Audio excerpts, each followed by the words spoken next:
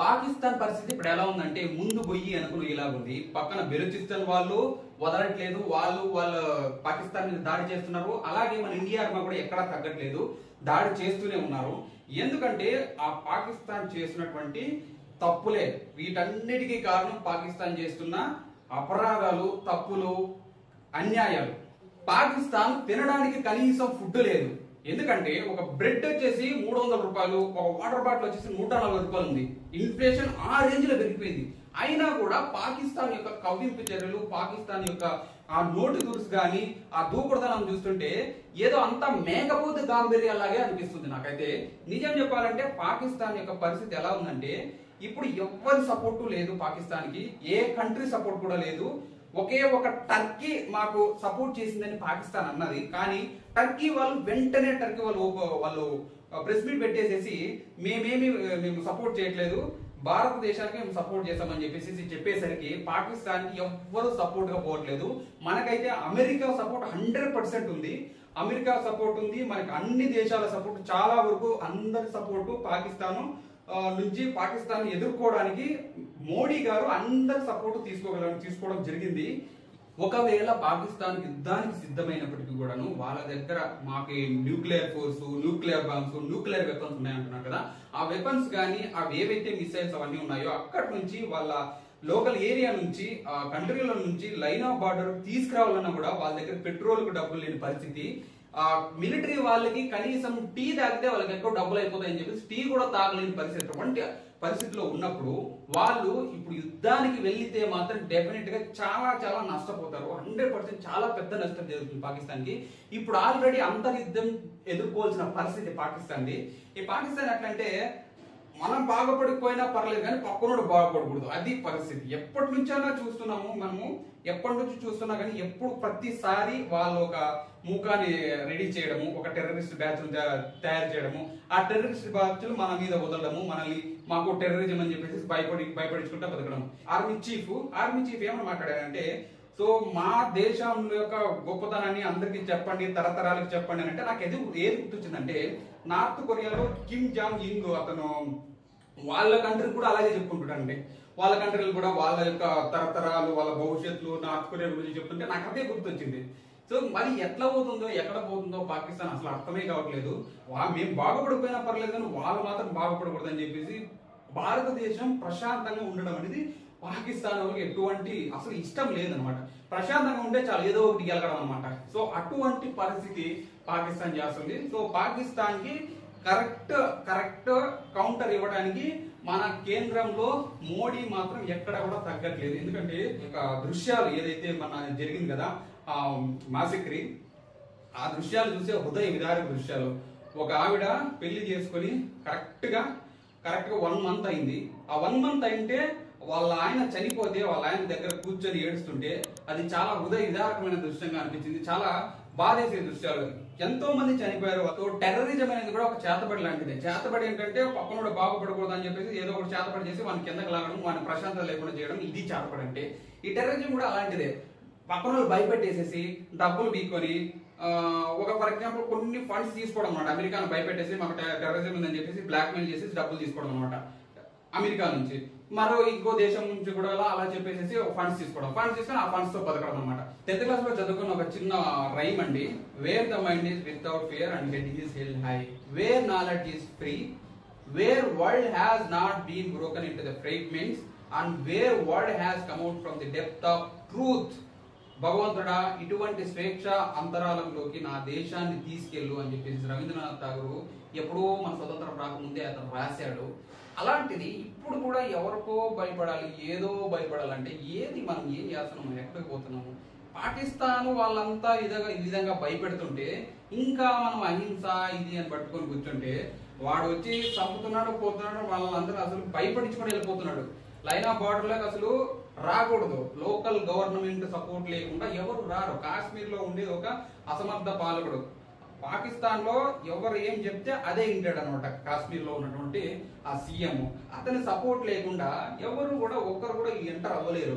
అలాంటిది అక్కడ army general ని ఎవరిని కూడాను ఆర్మీ పీపుల్ ని ఎంటర్ కానికుండా ఓన్లీ లోకల్ పోలీస్ కప్పు చెప్పడం వల్ల ఆర్మీ పీపుల్ అసలు కాశ్మీర్ లోకి వెళ్ళడానికి, కాశ్మీర్ దాంట్లోకి వెళ్ళడానికి కూడా పర్మిషన్ లేకుండా చేస్తే ఎలా వెళ్తారు, ఎలా కాపాడతారండి?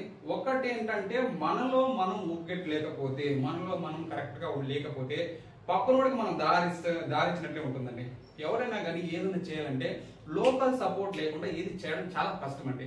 పక్కనోళ్ళు ఎప్పుడైతే కానీ మనం కొంచెం లూప్ హోల్ జరిగిందంటే వాళ్ళు వస్తుంటారండి. అందుకని చెప్పేసి మనం కరెక్ట్ గా ఉండాలనేది నా పాయింట్ అండి. నిజం చెప్పాలంటే మనం కరెక్ట్ గా ఉంటే ఇటువంటి ఇబ్బంది లేదండి. ఫస్ట్ ఇంకోటి ఏంటంటే ఆ POK పాకిస్తాన్ ఆక్యుపైడ్ కాశ్మీర్ ఉంది కదా, ఫస్ట్ దాన్ని మనం లాక్కోవాలండి. ఫస్ట్ దాన్ని లాక్కుంటే మనకు కొంచెం ఒక గ్రిప్ వస్తుంది. ఎందుకంటే లేకపోతే మనకు అక్కడ ఉన్న పరిస్థితి ఏంటంటే POKలో అంతా కూడా స్థావరాలు నిర్మించేసేసారండి.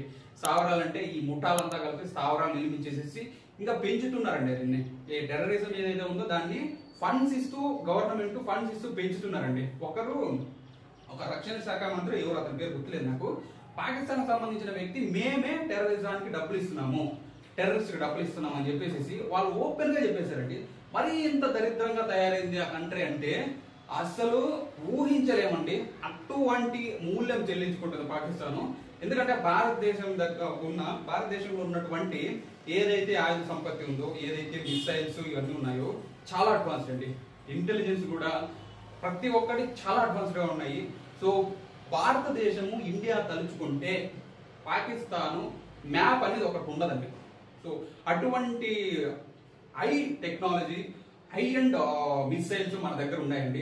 అరేబియా సముద్రంలో మనమంతా లాంచ్ చేస్తుంటే గజ గజ గజ వణుకుతూ ఆ వణుకు సంబంధించినటువంటి ఇవన్నీ ప్రేలాపాలు చేస్తున్నారండి.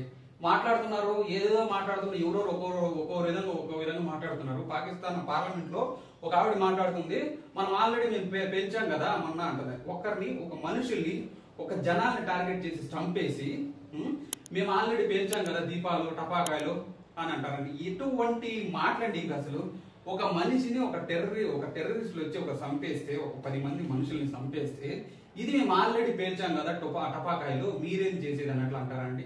ఎటువంటి అన్యాయమైన మాట అండి ఇది. ఎంత దరిద్రమైన మాట, ఎంత చెత్తమైన మాట, ఎంత చెత్త మాట. ఒక మనిషిని ఒక విధానాన్ని తప్పుపట్టాలి, ఒక విధానానికి ఎవరైనా కానీ ఆపోజిట్ గా వెళ్ళాలి. ఒక మనిషిని చంపడం ఏంటి, ఒక పర్సనల్ని అమాయక జనాన్ని చంపడం ఏంటి, ఏమీ తెలియని అమాయకుల్ని. ఏదో వాళ్ళు టూరిస్ట్ అని చెప్పేసి టూరిస్ట్ వెళ్తే వాళ్ళ సంతోషంగా ఉన్న సమయంలో వచ్చేసి కాల్ చేసేసి నువ్వు హిందువా ముస్లిం అని చెప్పి మరి కాల్ చేసేది. మెయిన్ ఏంటంటే ఇక్కడ ఒక హిందువుకి ముస్లింకి గొడవ పెడితే ఆటోమేటిక్ గా ఈ గొడవల్లో కూడా ఆర్థిక పరిస్థితి దెబ్బతింటుంది. ఇంతకుముందు బెట్టింగ్ యాప్స్ ఒకటి ఉన్నాయండి. బెట్టింగ్ యాప్స్ కాబట్టి నేను ఇంతకుముందు కొన్ని వీడియోస్ చేశానండి. ఆ వీడియోస్ చూడండి. బెట్టింగ్ యాప్స్ నాన్ వేసిన పెద్ద యూట్యూబర్ చేశారు. అతను కూడా నేను సపోర్ట్ చేశాను నాన్ వేసిన అన్నకి.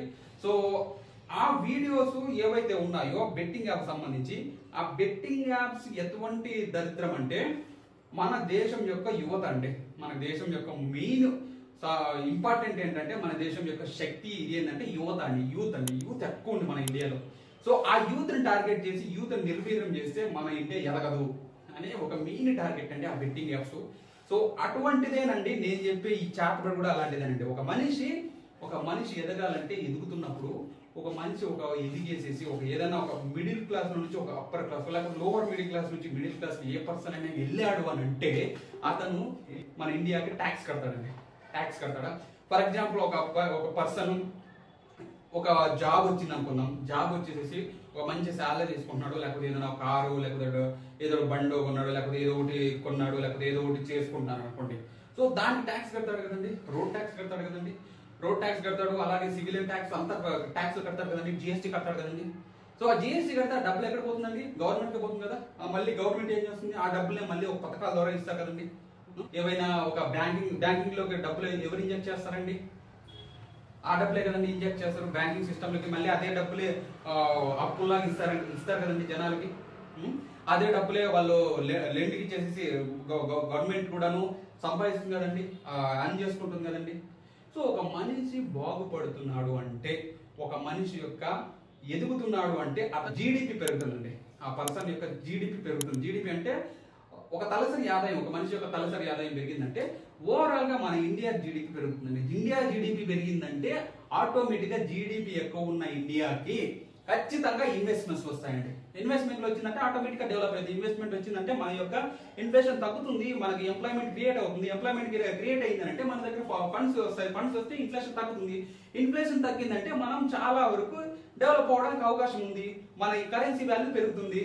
కరెన్సీ వాల్యూ ఇప్పుడు ఎంత తగ్గిపోతుంది కదా, 80 రూపీస్ 90 రూపీస్ ఉంది ఇప్పుడు యూఎస్ డాలర్ తో పోల్చుకుంటే.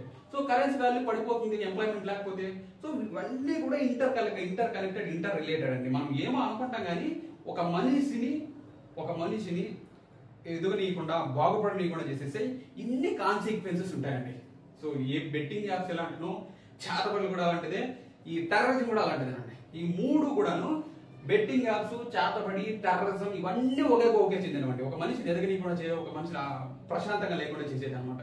డిఫెన్స్ కి సంబంధించి మన ఇండియా బడ్జెట్ కేటాయింపులో 4వ స్థానం ఉందండి. ఆ పాకిస్తాన్ ఎక్కడో 30వ స్థానంలో బడ్జెట్ కేటాయింపులు ఉన్నాయండి లాస్ట్ ఇయర్ బడ్జెట్ లో. అంతేకాకుండా మనకున్న ఈ మొత్తం ఆయుధ సంపత్తి, ఏవైతే మిసైల్స్, విమానాలు, యుద్ధ నౌకలు ఇవన్నీ ఏవైతే ఉన్నాయో ఇవన్నీ కూడా ప్రపంచం మొత్తంలో 5వ స్థానంలో ఉందండి. వాళ్ళు ఎక్కడో 14వ 15వ స్థానంలో ఉన్నారండి. వాళ్ళకి మనకి ఒకటి ఏంటంటే వాళ్ళ దగ్గర న్యూక్లియర్ వెపన్స్ ఉన్నాయి, మన దగ్గర కూడా న్యూక్లియర్ వెపన్స్ ఉన్నాయండి. సో ఇది తప్పించి వాళ్ళకి పర్సనల్స్ తక్కువే, జనాలు తక్కువే, బడ్జెట్ కేటాయింపులు తక్కువే. ఏ రకంగా చూసినా కూడాను వాళ్ళకు మనకు సరితూగరు అనమాట మనతో. సో కాబట్టి వాళ్ళు యుద్ధం అనేది వచ్చిందంటే పాకిస్తాన్ అనేది అసలు కనపడకుండా పోతుందండి. అసలు పాకిస్తాన్ అనేది ఒక న్యూక్లియర్ బాంబ్ వేసినాము అంటే మనము, సో పాకిస్తాన్ అనేది కనపడకుండా పోతుంది, అసలు మ్యాపే ఉండకుండా పోతుందండి. మనము ఒక ధర్మంగా యుద్ధం చేస్తామండి. అమాయకమైన జనాల్ని, అమాయకమైన ప్రజల్ని మనం చంపమండి. వాళ్ళలాగా వచ్చేసి టెర్రరిస్టులు పంపించేసి చంపమండి. మనం చేసేది మన అటాక్ ఎవరైతే మన మీదకి వస్తారో వాళ్ళు మాత్రమే అటాక్ చేస్తామండి. మనం ఎవరిని కూడా పర్సనల్లీ మనం టార్గెట్ చెయ్యము. మన గవర్నమెంట్, పాత గవర్నమెంట్, ఏ గవర్నమెంట్ అయినా కానీ అనవసరంగా మనది అహింస పరమధర్మ, మనదే అహింసని, ప్రతిసారి అహింస అని కూర్చోవడం వల్ల మనకి ఏంటంటే ప్రతిసారి మనకి దెబ్బలు పడుతూనే ఉన్నాయి. సో అందుకని చెప్పేసి వాళ్ళు ఏదైతే చేశారో వాళ్ళు చేస్తున్న కవ్వింపు చర్యలకి ఖచ్చితంగా సమాధానం చెప్పాలని చెప్పేసి మన గవర్నమెంట్ ఎటువంటి పన్నాగాలు వేస్తుందంటే వాళ్ళకి సింధు జలాలు ఆపేసింది. సో ఎవరైతే ద్వైతవేత్తలు ఉంటారు కదండి, సో విదేశాంగ వ్యవహారాలు వాళ్ళు 50 పీపుల్ ఉంటే టోటల్ గా వాళ్ళని ఒక 30 మంది 20 మంది జనాలు కుదిస్తారండి. ఎవరైతే మన అనవసరంగా వస్తుంటారో అంటే ఎవరికి వాళ్ళకి సరైన పాస్పోర్ట్లు, సరైన కరెక్ట్ డాక్యుమెంట్స్ లేని వాళ్ళందరినీ కూడాను బయటికి వెనక్కి పంపించడానికి ఒక 48 గంటలు ఇచ్చేసింది, అందరిని పంపించేస్తున్నారు. ఒకే ఒక గుజరాత్ లో ఒక 1000 మంది దొరికారండి. సో అనవసరంగా వితౌట్ ఎనీ డాక్యుమెంట్స్, సో అనధికారికంగా వచ్చినటువంటి జనాలు వాళ్ళందరినీ కూడా వేరే కంట్రీల నుంచి వచ్చిన వాళ్ళందరినీ కూడా ఎవరైతే ప్రూఫ్స్, డాక్యుమెంట్స్ లేవో వాళ్ళందరినీ కూడా వెనక్కి పంపించేస్తున్నారండి. కాశ్మీర్ లో చల్లడి బట్టి వేరుతున్నారండి. ఎవరెవరైతే ఉన్నారో నాన్ లోకల్ పీపుల్, ఎవరైతే అక్కడ జనాలు, ఒక కాశ్మీరు లో ఉన్న జనాలు ఎవరైతే పాకిస్తాన్ సానుభూతి పరంగా మాట్లాడుతున్నారో వాళ్ళని జల్లెడ బట్టి ఒక్కొక్కరు ఏరి పారేస్తున్నారండి. ఇంకో విషయం అండి, మొన్న ఒక విదేశాంగ వ్యవహారాల కార్యాలయంలో ఒక పర్సన్ మనల్ని చంపేస్తే అతను కేక్ తీసుకొని వచ్చి సెలబ్రేట్ చేసుకుంటారండి. ఇది ఎటువంటి పైశాచిక చర్య అసలు అర్థం కాలేదండి. ఒక కేక్ తెచ్చి మనల్ని చంపేస్తే అతను మన ఇండియాలో ఉంటూ, మన ఫుడ్ తింటూ, మన దగ్గర ఉంటూ వాళ్ళు కేక్ తెచ్చుకొని సంబారాలు చేసుకోవడం ఏంటంటే మనల్ని చంపేస్తే అది కూడా ఏమన్నా వాళ్ళు ఏమన్నా మనం తప్పుడు పనులు చేసే చంపలేదు, కేవలం అమాయక జనాలు చంపేసినంత మాత్రాన వాళ్ళు వచ్చి కేక్ సెలబ్రేట్ చేసుకోవడం ఏంటంటే వాళ్ళకి అంటే వాళ్ళని ఎలా బ్రెయిన్ వాష్ చేస్తున్నారు, వాళ్ళ కంట్రీలో వాళ్ళని ఏ విధంగా బ్రెయిన్ వాష్ చేస్తున్నారు, వాళ్ళ బ్రెయిన్ లో మనకి ఒక దరిద్రమైన ఒక విధానాన్ని వాళ్ళ మైండ్ లోకి నూరి పోస్తున్నారండి. నిజం చెప్పి ఎడ్యుకేటెడ్ అంతా విదేశాంగ కార్యాలయంలో ఉన్న వ్యక్తే అలా మైండ్ సెట్ ఉందంటే ఇంకా పాకిస్తాన్ పీపుల్ ఎలా ఉంటారో చెప్పండి. సో అలా ఉందండి మన పరిస్థితి, మన యొక్క వాళ్ళ మన మీద ఉన్న వైఖరి.